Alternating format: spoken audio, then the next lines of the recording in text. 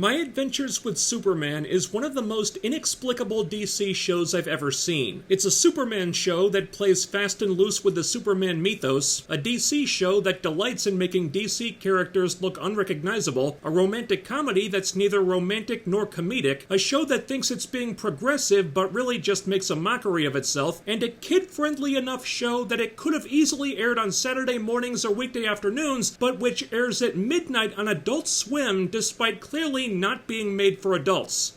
You figure it out. I have no idea how all these different elements congealed into whatever this is supposed to be, but one thing I am sure of is that if what we have here is any indication of what's to come, the normally excellent DC and animation might be developing a big chink in its armor, and I don't think anyone's happy about that. The early impressions when the trailers came out were pretty much dead on. This is a Superman show made specifically for the tween-age Tumblr user crowd who are obsessed with race, shipping, identity politics, and think traditional masculinity is one step removed from the Third Reich. So needless to say, there are some things about the show that you could probably guess without even watching it. There's a big focus on the Lois and Clark romance, and not to the show's benefit. Nearly every male character acts like they're taking estrogen supplements with every meal, while numerous female characters look more like boys than adult women. Yeah, that's a woman. And it's also Livewire if you can believe it. I choose not to, but that's just me. Plenty of the background and guest characters are depicted as being LGBT. There's even an interspecies gay relationship between a talking gorilla and a brain in a floating robot head. I'm not even sure how that would work mechanically, but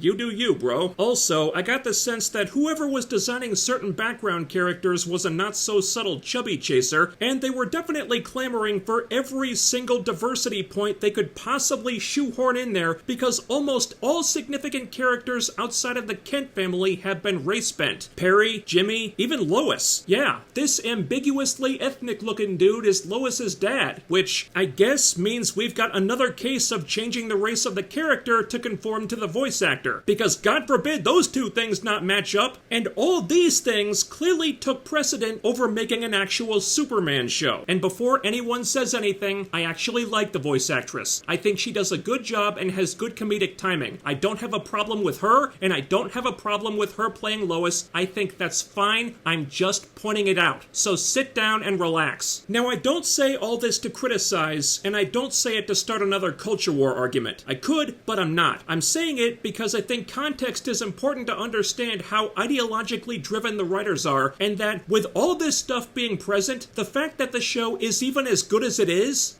kind of remarkable. Don't get me wrong, I'm not saying the show is good. It's not. I'm saying that with everything going on here signifying what must have been going on behind the scenes, I'm shocked that it wasn't a lot worse. And it could have been worse. But thankfully, there are apparently still people involved with the DCAU who know what they're doing, so technical things like the music, the animation are quite good. The animation style may not be for everybody, but it's not poorly made. It's quality stuff. They obviously put a lot of work into it. The action scenes are pretty well done. This is definitely a less powerful Superman than we're used to, so he feels like more of an underdog now, but this is an inexperienced Superman who's still discovering his powers, so that kind of makes sense. And while a lot of the other creative changes seem either uninspired or way too heavily inspired by other things like anime or much more disturbingly, She-Ra, their take on the Kryptonians being more of a warmongering people that may or may not have wanted to conquer and dominate Earth was actually interesting. Yeah, that's been done before with Zod and his crew, but if the whole Kryptonian race was like that, that's a take on the mythos that I don't think I've seen before and might be worth exploring. I just don't have confidence that they do it well, because from a creative standpoint, they don't do much of anything well, and there's no bigger example of that than the relationship the entire damn show is built on. You would think that a relationship as iconic and with as much history behind it as Clark Kent and Lois Lane would be pretty hard to screw up, but screwing it up was one of the first things they did. Not surprising, since fewer and fewer current-day Hollywood writers seem to understand how actual human relationships work, but holy shit! First, not only do they throw away a lot of potential stories they could have told with the build-up by having Lois figure out Clark's secret identity almost immediately, but then they shoot themselves in the foot again by souring the entire audience on the relationship before they even get together, because it turns out this new version of Lois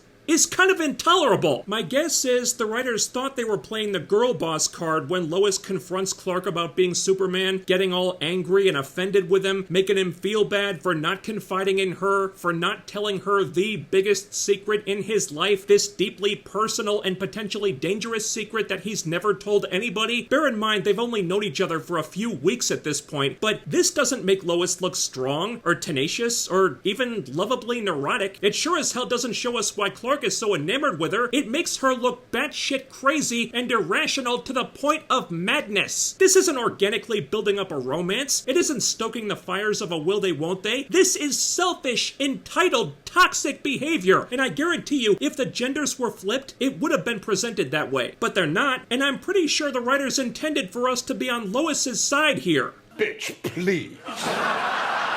But all they did instead was prove why Clark needs to get the hell out while he still can. Lois doesn't need Superman as a boyfriend. She needs time on a couch with a good therapist and a Prozac prescription. And that's the romance the entire show is built around. Boy, are we in for a treat. So the window for crafting a relationship we might have wanted to root for was well and truly closed after that debacle, but they romanticized the toxicity and push forward with it anyway. And on top of that, they keep looking for new ways to inflate Lois's importance even further, no matter how flimsy they are. The ironic part being that Lois should already be super important just by being Lois Lane, but that's not what we have here. Instead, they think they can elevate Lois that much higher by throwing her into the multiverse, because every story's gotta be about the goddamn multiverse now. I am so sick of the multiverse. Marvel's got a whole saga devoted to it with movies and shows and cartoons and comics themed after it. A multiverse movie won Best Picture at the Oscars. It's all anyone's been talking about for a few years,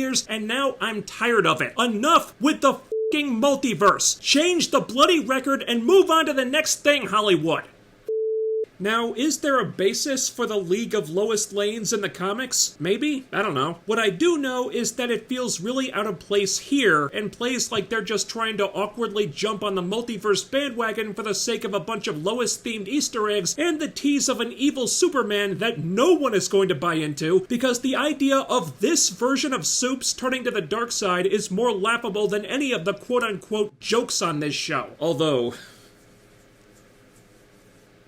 it did amuse me when they were showing off all those Easter eggs, giving nods to so many previous versions of Lois, like the one from Superman the Animated Series was in there, and all it did was show how bad this new Lois is by comparison, and not because she's the one that looks like a 12-year-old boy, though that doesn't help. By the way, about that, Vicky Vale guest stars at one point, and it's genuinely bizarre how Vicky looks way more like Lois Lane is supposed to look than the actual Lois on this show does. By comparison, Clark is better. He's less annoying than Lois. Jack Quaid doesn't do a bad job with the role. He's fine, but his voice doesn't exactly scream Man of Steel, and I'm guessing that's why they cast him. The writers definitely leaned hard into making him more neurotic and a bit of a simp, you know, for comedy, and he's very obviously taking his cornflakes with extra soy milk every morning, plus there's still that pesky estrogen problem. But for the most part, Superman is still Superman, albeit one geared more toward garnering likes on social media from the getting in touch with your feminine side crowd than attracting actual fans. Unfortunately, there's no investment in making you actually want to see Clark and Lois get together. The relationship itself is not written well at all. Aside from how toxic Lois is, the buildup is almost non-existent. They go from meeting for the first time to learning the secret identity to being basically in love within like 5 episodes, and then the rest of the season is just deliberating everything for the sake of pointless drama that you can't even buy into. This is not how you craft a believable romance. Frankly, it comes off like the writers all have massive cases of ADHD, so that really doesn't work. But what kind of keeps the show afloat is this overarching narrative of these military dirtbags putting together Task Force X and outfitting them with repurposed alien tech because they feel threatened by the potentially warmongering Kryptonians, including Supes. And it's not the most scintillating or well-developed story ever, but it did at least hold my attention, because the Kryptonian race being assholes is something something kind of new, and I'd rather see them expand on that than go back to the well with Lex Luthor and company. For the record, Lex doesn't even appear this season, and that was actually kind of refreshing to see them focusing on other villains for a change. Not that those villains are done very well. So that story I was mildly interested in, and when they got away from the terrible romance plot and just focused on this, the show got better for a while. Sure, there's still the problem with most of these characters being generally very stupid and doing a lot of dumb things, but at least this plot had more fight scenes and mythology stuff. What drags that one down too, though, is the way the writers pace out their big reveals, or what they think are big reveals but really aren't, because they take so much time dragging out things that anyone who knows anything about the Superman mythos, basically everyone on Earth, already knows. Yeah, this is a young Superman who's just starting out and doesn't know everything yet, okay, but the audience already knows more than the characters do. So unless you've got some radically original take on everything, which you don't really have, you really need to get them up to speed quicker than this. Like, one episode is devoted to Clark discovering his heat vision. Alright, there's nothing really wrong about that, but you're not exactly breaking new ground with it either. They don't introduce Kryptonite until the season finale, and even then they don't actually know what it is yet, and there's all this build-up with a mysterious unnamed military general who's obviously Lois's dad, and then they reveal he's her dad at the end of the season like it's some giant shocker, and the only one who's surprised is Clark. That's the big crux of the episode, and it goes over like a fart in church. Was that really the best mic drop you could come up with? If the biggest surprise you had up your sleeve is something the audience saw coming like 8 episodes earlier, you're in trouble. And the depressing part is, I think the writers actually were trying with these things, but they're just not nearly as clever as the show thinks they are. Most of the Villain of the Week episodes involve the bad guys being defeated in pretty simple ways that don't require much thought, and every time the writers think they're one step ahead of us, the audience has already figured out where they're going and is just waiting at the finish line for the writers to catch up. But even after all this, I still feel weird about it because, honestly,